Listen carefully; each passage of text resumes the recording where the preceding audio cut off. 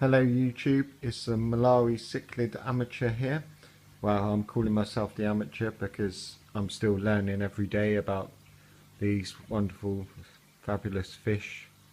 Um, I think no matter how large your knowledge on these fish, you can always learn. But yeah, I'm learning a lot from YouTubers, and I'm also learning a lot from Facebook groups. So this is a video for 100 subscribers mark that Gary Koseba has come to, and he's just recently passed the 100 subscriber mark, and I'd like to say well done, congratulations. I actually found you through a Canadian girl because I see a entry for this, so I thought I'd subscribe and do my entry. And what Gary's after is tips, tricks, like adventures and mishaps along the way. Well, my first tip is also my mishap. When we originally bought the tank, we bought it already second hand, stocked, and we actually had to drive, I think it was nearly 2.5 hours to get the tank with the fish. So it was a 2.5 journey back with the fish, and we had to set this tank up from scratch. We had no other tanks to store the fish. This was our first tank, so we kind of just rushed to put it together.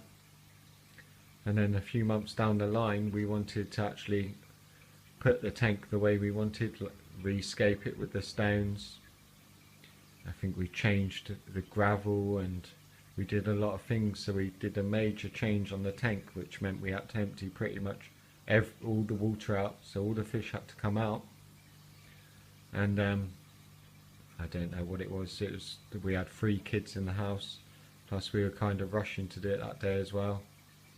We put the fish in this container, quite large container. It was one of them ice cool boxes, but I don't know, the tank took us too long and we filled the ice box up too much with water, put the fish in, put the lid on so the kids wouldn't mess around with the fish and irritate them, and so they couldn't jump out while we were preoccupied trying to get the tank back to being set up again. And because we couldn't get the rocks into place, no matter how much we tried to put the rocks into position, we didn't like it. It took us way longer than expected.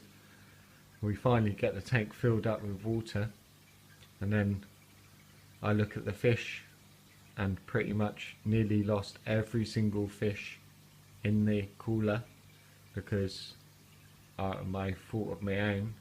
I filled it too much with water and they didn't have an air supply, and we lost a lot of fish, and the remaining fish were in a very bad state, so we unfortunately had to get rid of the ones that died, and then rush put the ones back in that were alive. Well, I say alive, some of them were barely alive. We put loads of air into the tank, put loads of our air pumps on it, made sure there was loads of air circulating through it. So yeah, that is the worst mistake we've ever made on this tank, was basically killing a lot of our fish through fault of my own. And this is the actual one of the tips I would say as well, is if you're ever planning to do something, actually be organised. Have everything you need ready, have a plan where you're going to put everything back, and yeah, I'd say plan ahead, and obviously don't copy what I did and fill the water up too much if you're storing them in a container while you're doing a massive water change or something like that, because that was a bad mistake on my behalf.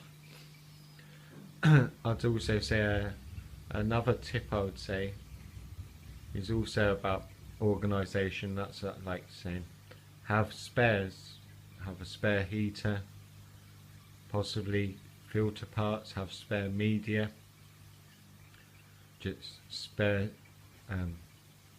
thermometer, just have spare of everything, just in whatever you can have spare, have.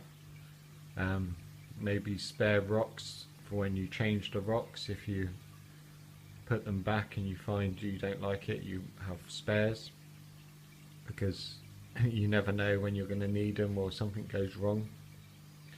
So yeah, organisation and having spares, keeping records of things that go right, things that go wrong, and also have a set time or a set day.